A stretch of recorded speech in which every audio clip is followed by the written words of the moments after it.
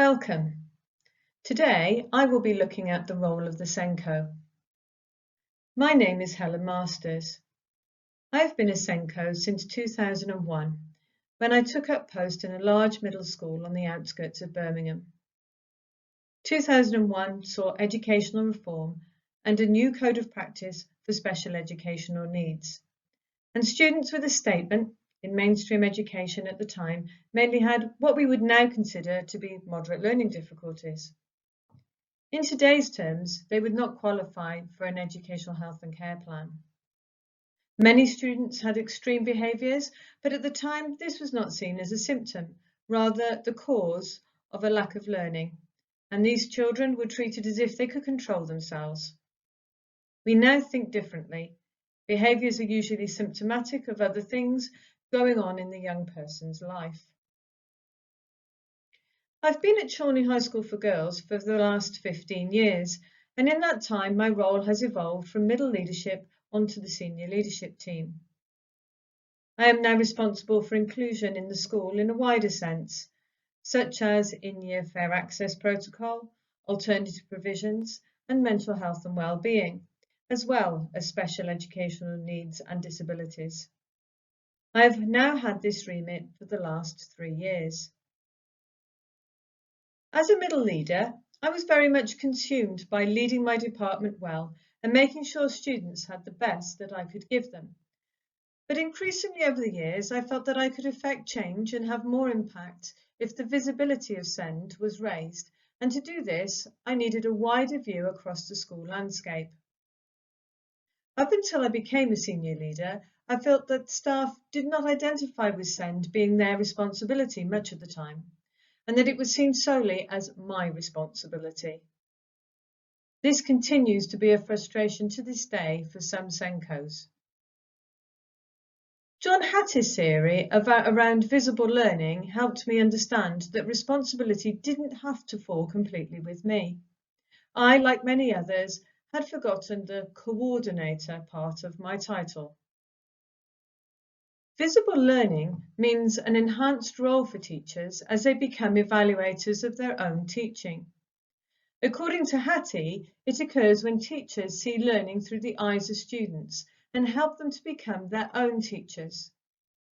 To sum up the quotation on the slide, every teacher should have high expectations, whatever the ability of the learner in front of them at the time. When preparing for today, I found the following piece of research which really resonated with me. In 2005, Hugh Kearns, St Mary's University College, Belfast, worked with 18 SENCOs, and participants wrote and shared narratives of critical learning incidents.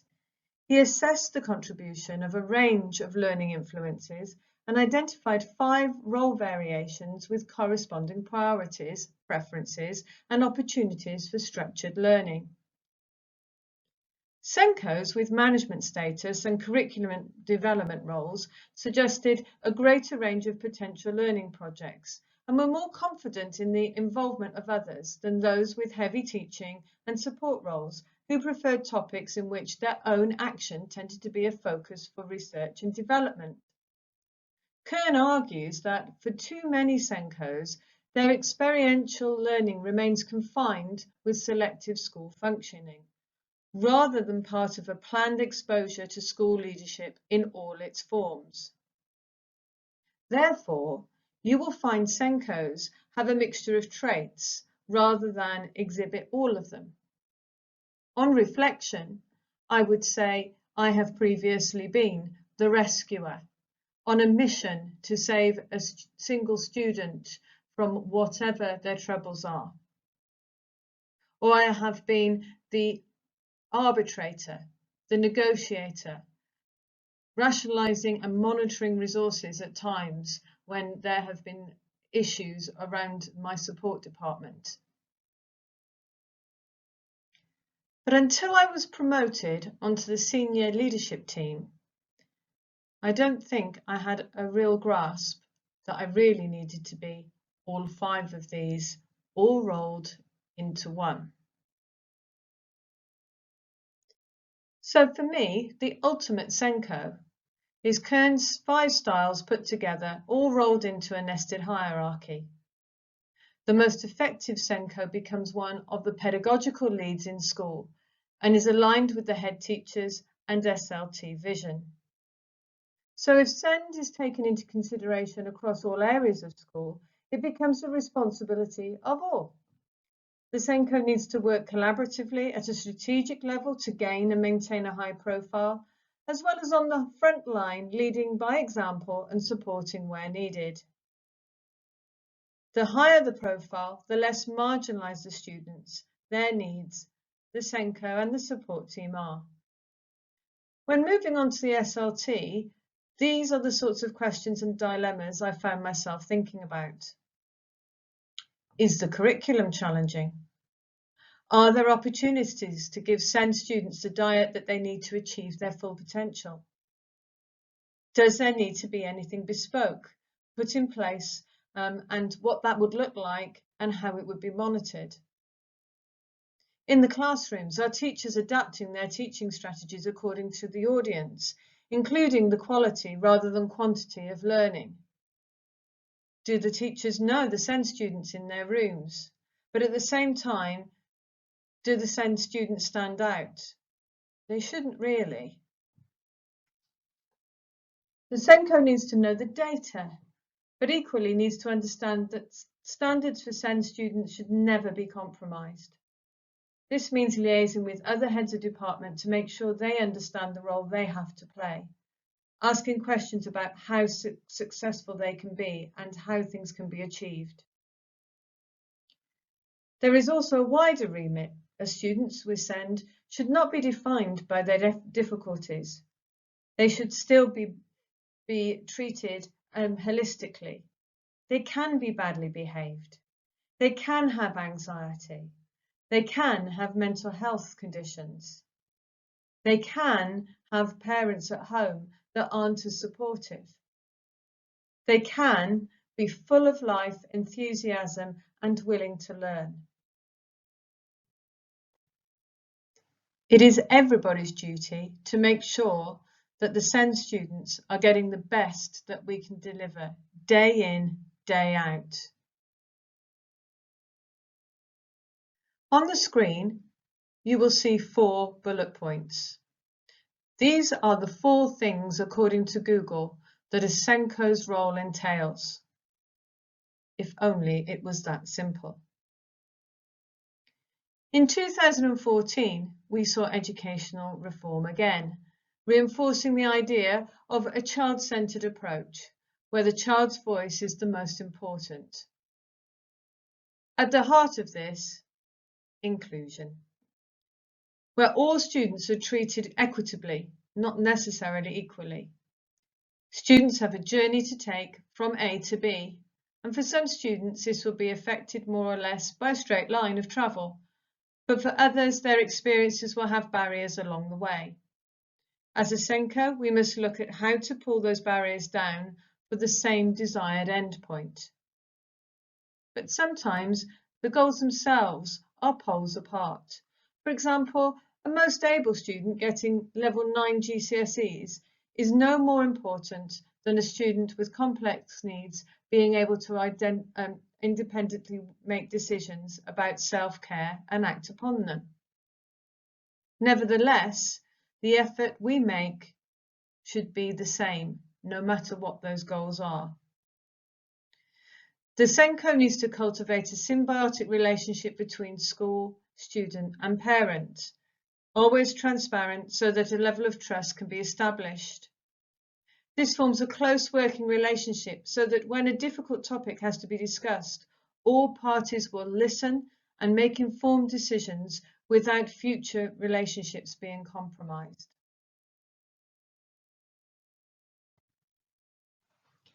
Working with outside agencies and asking for help is a must.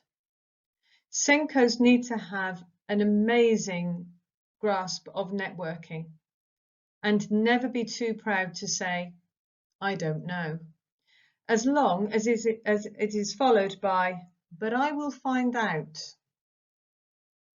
And I also think it's very, very important that as SENCOs, as we are the only one in the building, we network with our peers as well, as it is a great support network.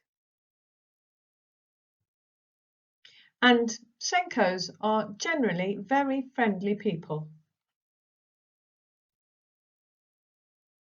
Just as recently as January 2020, Dr. Helen Curran from the University of Bath said in response to NASON research that SENCOs were being overloaded with needlessly complicated administrative tasks.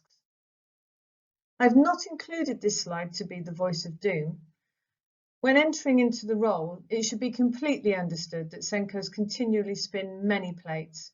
However, the trade-off to this is that it is highly rewarding on many levels, both personally and for the support team that you run. Instead, I wanted to include this slide to say that to be successful, it is all about learning to prioritise, and working smart, not hard, is the key. Consider personal workload and how your decisions impact others. For example, delegation to members of the team so that they lead on projects or interventions can help to empower and inspire trusting relationships, giving a sense of fulfillment. So developing others whilst maintaining strategic overview can help the SENCO's workload. This is something that personally took me a while to work out while I was being the rescuer SENCO. So this overloading is not necessarily from a school's perspective, but from a local authority's. All local authorities work differently, and a call for much needed transparency and standardisation has been made so that the SENCO can remain child-focused. Not one piece of paperwork is transferable from one local authority to another, as I learnt when I moved from the Midlands to Luton. Curran has published a book which aims to support new and experienced SENCOs in leading special educational needs provision and inclusive practice through practical strategies and approaches. It looks at how to cope with a lack of time, resources and visibility, supporting both the operational and strategic aspects of the role. And I would thoroughly recommend. I've put that at the bottom of the slide. Having gone through a recent OFSTED back in January under the new framework, I just wanted to give you a brief idea of what it entailed, and if there is ever a time to get the superhero costume out of the wardrobe, this was it. The SENCO interview consisted of the following. The school chose to have another member of SLT present.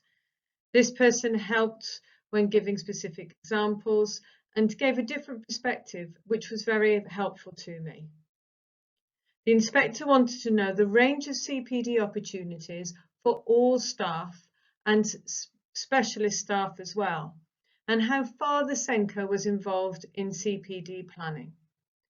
So that was whole staff training and specific training. The question was raised about how the staff know about SEND strategies and targets, and likewise how the SENCO knows what is happening in interventions and lessons, both from the teacher's perspective and also the students.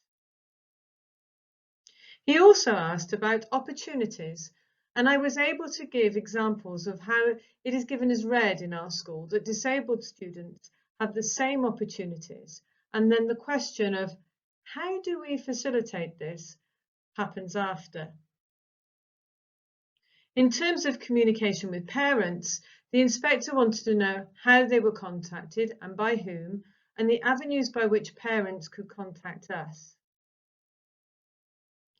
EHCP paperwork was also inspected to make sure it was compliant, but this was in direct response to a local authority Ofsted judgment rather than our own processes. And I was also asked for data figures, and this was the only piece of data I was asked for. and this was for the exam years and previous exam year. And finally, he asked my opinion as to whether SEND students were making exceptional progress. Next, there was the Learning Walk. The Learning Walk happened immediately after the interview. I was prepared as I knew what time we were circulating, so I therefore contacted the teachers the night before and asked them if there were any parts of their lesson that they would particularly like to show off, and when this would be approximately happening within their lesson. I therefore created a timeline to show the SEN students' abilities. This gave her the opportunity to the inspector to see SEN students performing at their very best. The inspector also asked me who the case students were when we went around. We were not just looking at the EHCPs. And he asked about their needs and what provision was put in place for them. He was pleased to see that teachers were using the systems and processes in place to inform provision. And I planned for visiting 7 classrooms, but visited only 5, as students and teachers were conversing with the inspector and being very proud of the work that they had done. Finally, it was the student panel. I chose a mixture of 6 students with needs, but my main priority here was to put a student voice together who were vocally confident, and this is not always the case with special educational needs children. I chose 2 older students who are very eloquent. In fact, one is also on the most able lists, and this is just a point about, as I said, students not being defined by their disability. They were both briefed beforehand that they should help the younger ones out should they become tongue-tied at any point. The inspector asked the students about opportunities and whether they had the same experience of school as others. The heads of year helped me out as they took the students that I had highlighted first thing in the morning to prepare.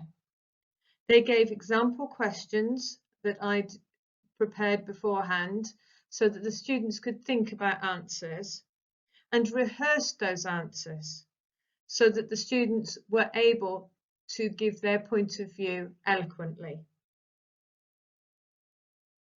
We actually told the students that this was their opportunity to shine and show off. The key to the whole process here was triangulation, because the inspector wanted to see that everything was in place and was being used, and transparency. Everybody was welcoming, everybody was able to answer the questions that he had.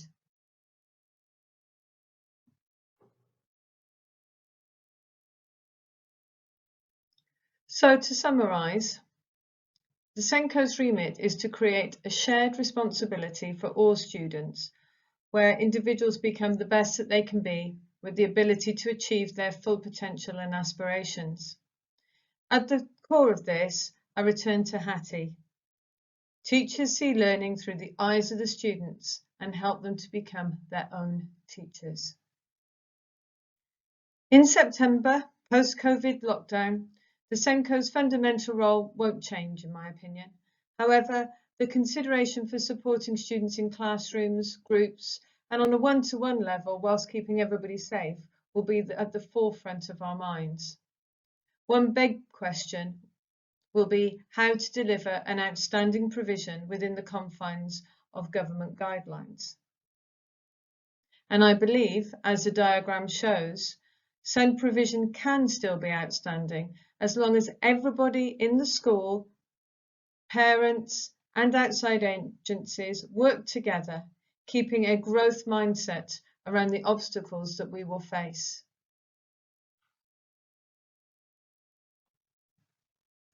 Finally, thank you for listening to me today, and I hope you have found my presentation useful.